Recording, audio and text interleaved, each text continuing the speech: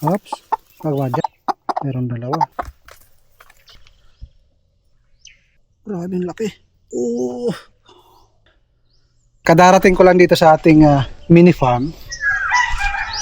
Marami yung mga nangyari pero hindi nangyari. Hindi nagawa. Alam niyo kung bakit? Yung buhangin at saka graba, magpapadeliver sana tayo ngayon para makapasok dito sa ating triangle house. Ang nangyari, umulan. Kaya cancel muna, baka mabalahaw yung truck. Pangalawa, yung ating dikagra, yung ginagamit natin sa una, pinaayos ko dun sa talyer. Ang aming usapang kahapon, 1,000. Yung anak yung kausap ko. Eh wala dun yung anak. Yung tatay yung nandun. Sinisingil ako ng 2,000. Sabi ko, napakaganda ng usapan namin kahapon na 1,000. Pero kung sasabihin niyang 1 to, walang problema sa akin. Pero kung sasabihin niyang doble, eh parang malabo. Ito yung aking dinatikan dito. Kasi si Brad yung nagpakain kayo ng umaga. Ayan. Yan yung kanyang mga ginawa. Para saan to, Brad? Ha? Ba't mo ginawa to? Nakahubad lagi, oh, paraging init na init. Mainit talaga sa Pilipinas. Pero mas mainit dyan sa desierto, di ba? Kaso naman, naka-aircon. Ito yung dingding natin sa ating oro de toilet. Marami pa yan. Ito yung binili ko na 20 pesos ang bawat isang piraso. Marami yan. Mas maganda na ganyan na nag-dry siya na hindi pa nilalagay kasi hindi siya bubukutin. Iwas bukbuk ho yan. Dami na. Simulan na natin yung ating oro de toilet para si Brad hindi na doon sa puno ng kawayan na maglalagay ng fertilizer.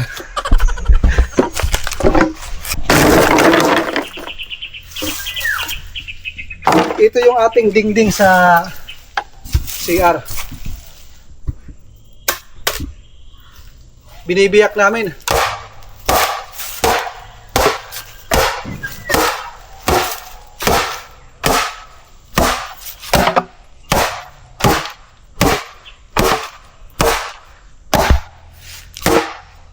Grabe, ang tigas ng puno, mga kaparmers.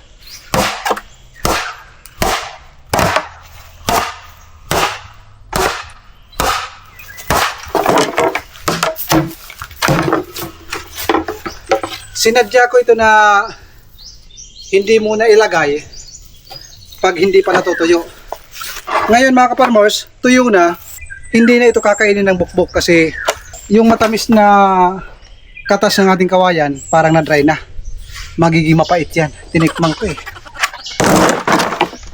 Biro lang mga kaparmers, pero yan talaga yung mga sabi-sabi mga kaparmers na pag na-dry na, eh hindi na yan bubukbukin.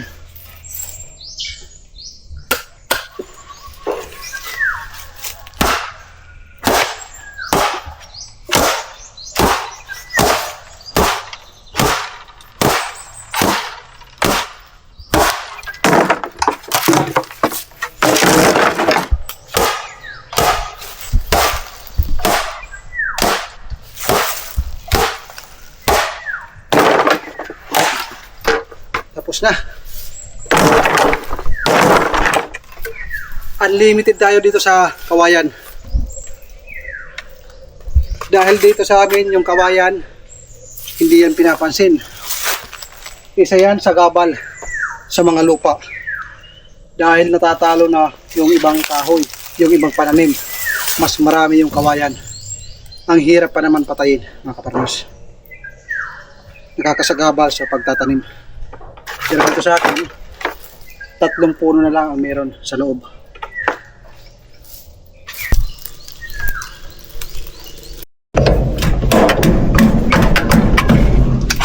Tatanggalin ko na yung mga brace ng ating poste.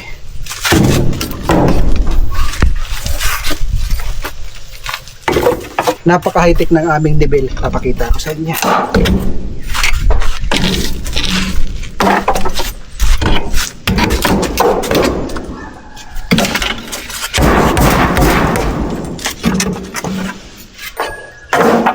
Ito yung aming nibil mga kaparmers. Isang piraso papunta sa ibaba at mayroong isang pako. Ganun lang kasimple ang aming nibil. Pag umisakto yan, ibig sabihin lahat ng poste sabay-sabay yan, pareho. Kung mayroong magdiferensya, huwag na natin pag-usapan. CR lang naman to.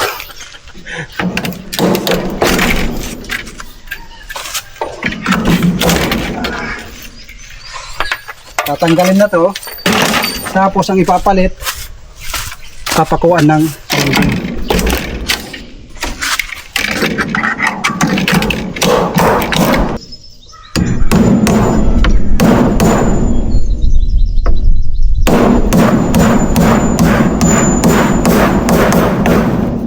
agoy.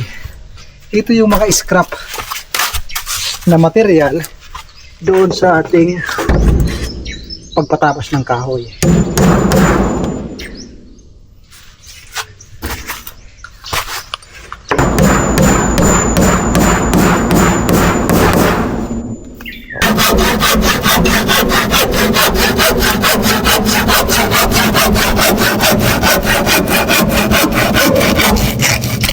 Alright. Ang galing. Ito pa.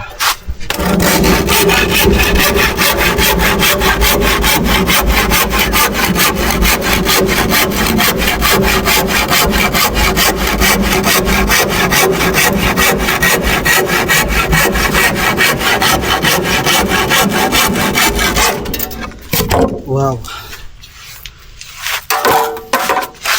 Ito ang sekreto.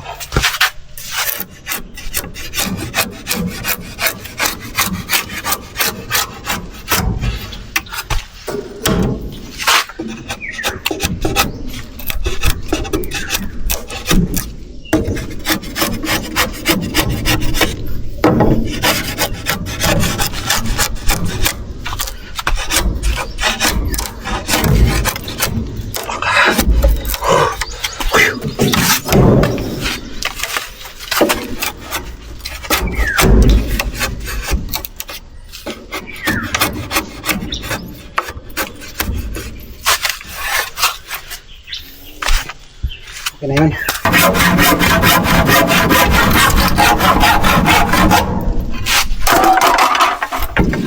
Ito na yung pintuan.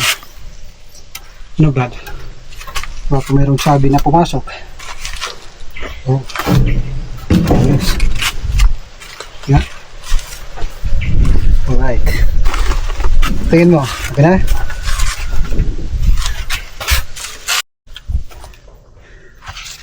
Malambot na. Tigas pa rin ah. Gamitan natin ang tinatawag na samurai. Yan. Ito mga kaparmas. Daming batungol. Ano bang tawag sa inyo nito? Ito yung mga kinakain ni Boy Tapang nang siya ay hindi pa sikat. Ngayon dahil hindi pa tayo sikat, oras na para ano, kainin natin, Brad?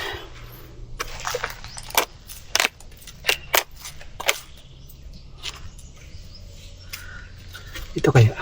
Parang meron to. Oh, ito tatanggal na. Dami oh. Oh.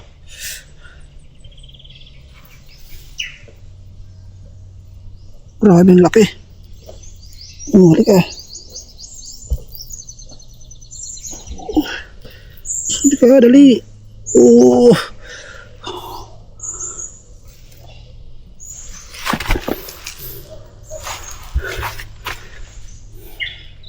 Sarap nito mga kaparmers.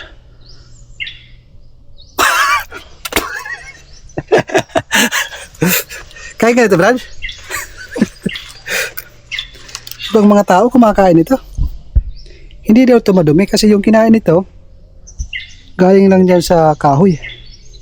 Yung bunga ng antipolo kinakain naman. Meron siyang ngipin, no? Hindi naman siya teraas. Malambot, ha? Parang karne.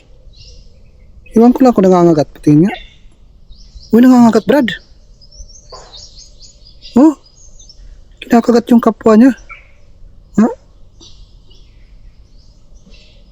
Nangangagat pero hindi nakaka... kaya pala ginagamit nila yan sa pagbutas ng kahoy.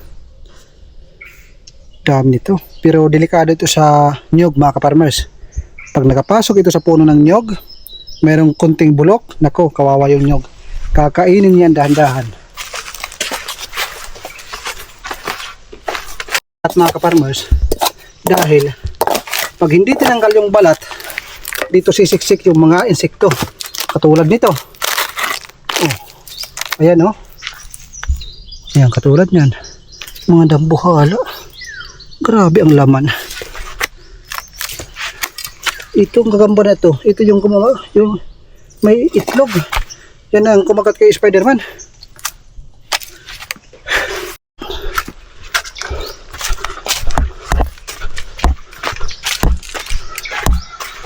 One, two, three. Dahil late na tayong pumunta dito sa ating triangle house, ang ating natapos, ito yung pinakapintuan at saka yung papakuan ng dingding. Mamayang hapon, maglalagay kami ng dingding ng CR. Ito. At ayun, mga nabiyak na yan. Pag mayroon ng dingding, kahit wala pang pintuan, pwede nang magamit yan. Basta ang importante yung septic tank matabunan na. Bisitahin muna natin yung ating mga alagang native na baboy. Pati yung ating mga alagang Peking duck at saka manok.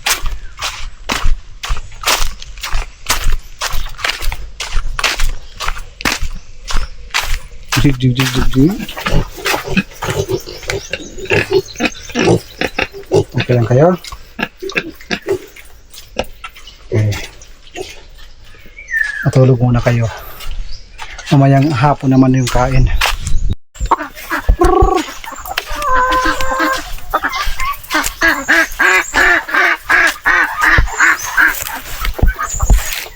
Meron pa rin mga nangingitlog, mga kaparmas. Yeah.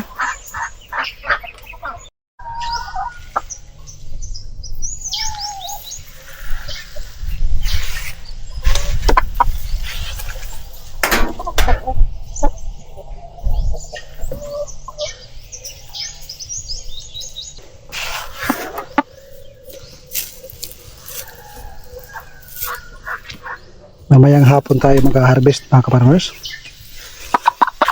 Oops. Wag, dyan ka lang. Ikaw, meron kang itlog? Meron dalawa. Yung ating mga alaga, ayan, oh, binutas nila.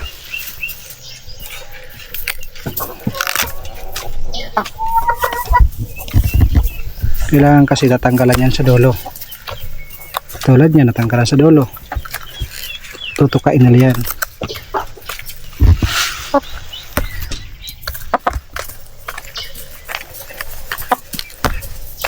Hindi ko lahat tinatanggalan kasi nangingitim, hindi na uubos.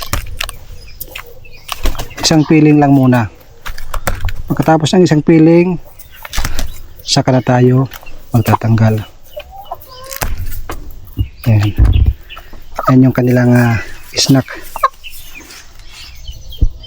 Kailangan na natin paliguan yung ating mga rooster at saka yung ating mga hens para walang kuto at makapokus sila sa pangingitlog.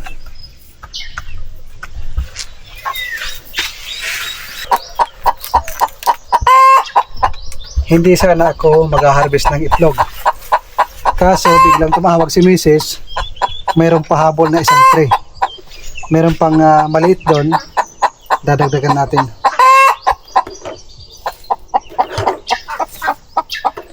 Ito ang haba. Grabe.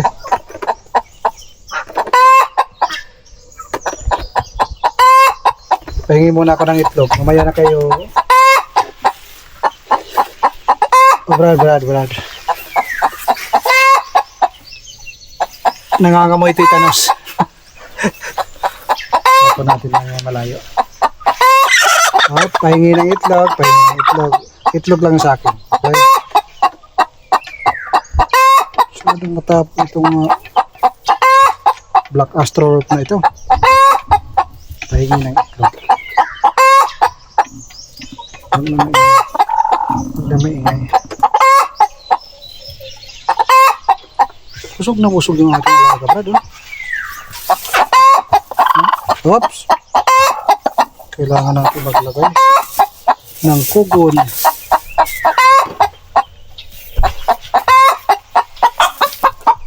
Ingay! Dalawa lang dito. Pero ayos na rin.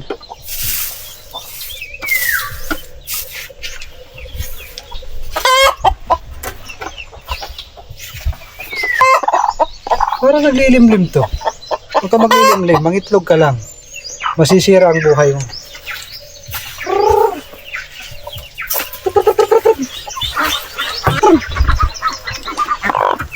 Ito mga itlog nyo, kailangan natin ibenta para mayroon kayong vitamins at saka pagkain.